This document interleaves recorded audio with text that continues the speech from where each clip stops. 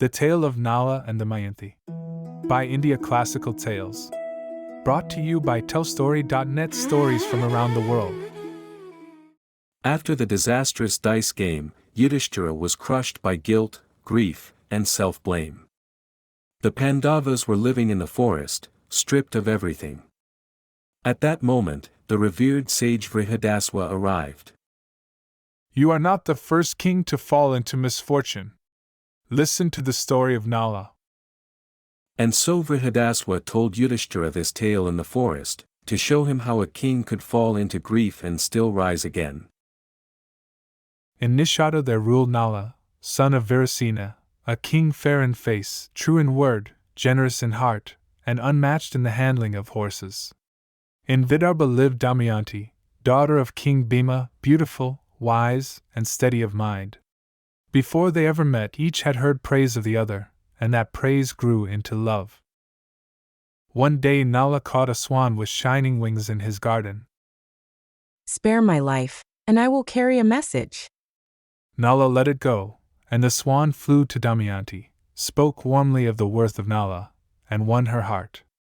Damayanti sent it back with the same message for him, and so the two were joined before they had even seen each other. When Damayanti came of age, King Bhima announced a Swayamvara.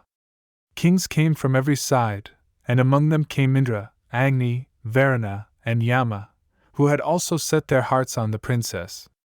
On the road they met Nala and asked him to carry their message to her, though it cut against his own desire. Nala had given his word, and because he was truthful, he agreed. By divine power Nala entered the inner chambers of Damayanti unseen. She knew him at once. The gods have sent me to tell you to choose one of them. I will choose only Nala. Then she asked him to stand with the gods in the hall, so that she might choose him openly before them all. At the Swayamvara the gods took Nala's form, and 5 men stood before her alike in face and dress. Even Damayanti's brave heart trembled for a moment. Then she prayed to the gods for a sign. The true and false were shown at once. The gods cast no shadow, dust did not cling to them, their garlands did not wilt, their eyes did not blink, and their feet did not touch the ground. Only Nala stood like a mortal man, with shadow, breath, dust, and blinking eyes.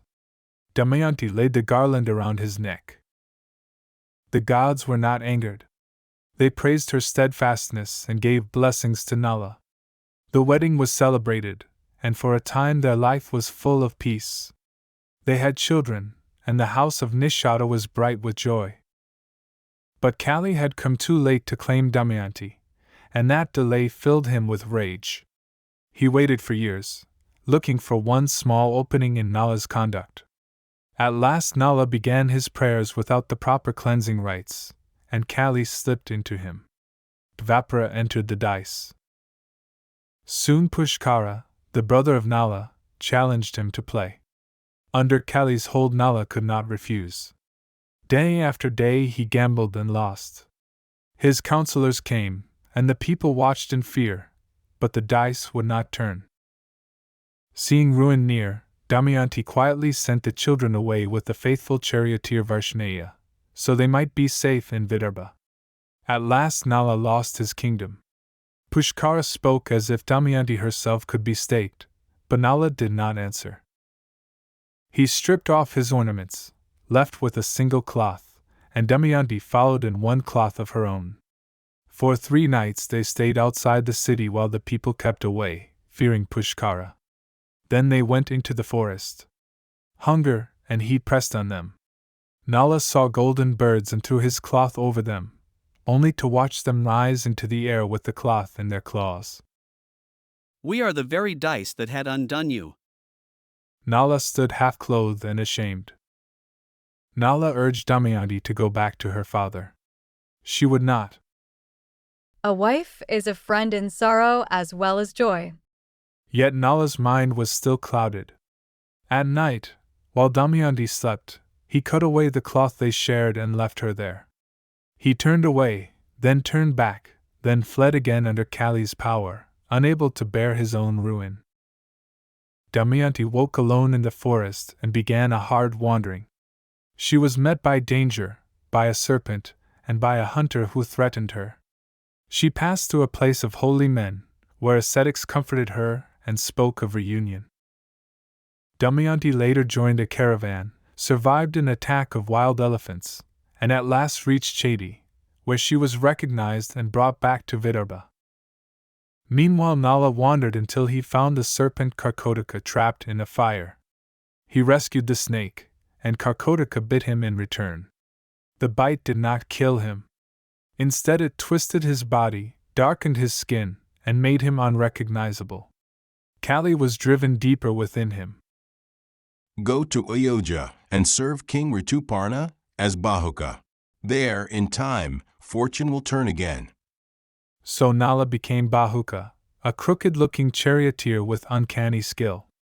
Rituparna kept him close because no one handled horses like he did.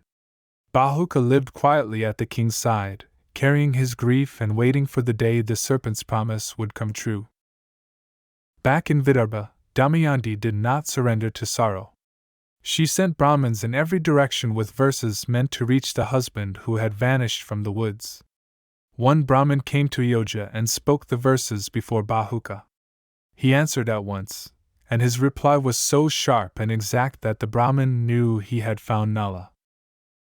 Then Damayanti planned a trick of her own. She sent word that she would hold a second Swayamvara the next day. When Rituparna heard this, he burned to go at once to Vidarbha, and only Bahuka could drive the chariot fast enough. The chariot flew over the road. The journey itself became astonishing.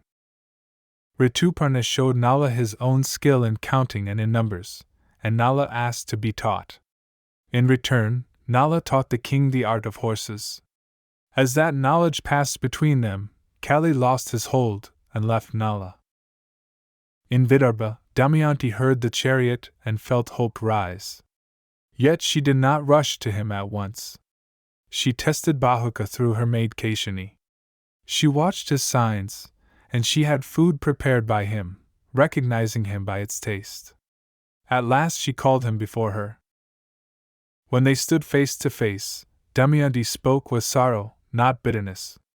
Nala confessed what he had done, and laid the blame on the power of Kali. He asked why she had proclaimed a second Swayamvara. It was only a way to find you. I had chosen no other man and would choose none. Her truth was confirmed, and then Nala's true shape returned. After 3 years apart, they were reunited.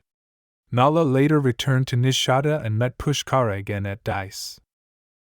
This time he won back his kingdom. He did not answer one loss with another. He forgave Pushkara and let him go. So Nala regained Nishada, Damayanti found her husband, and the long road of sorrow came home at last.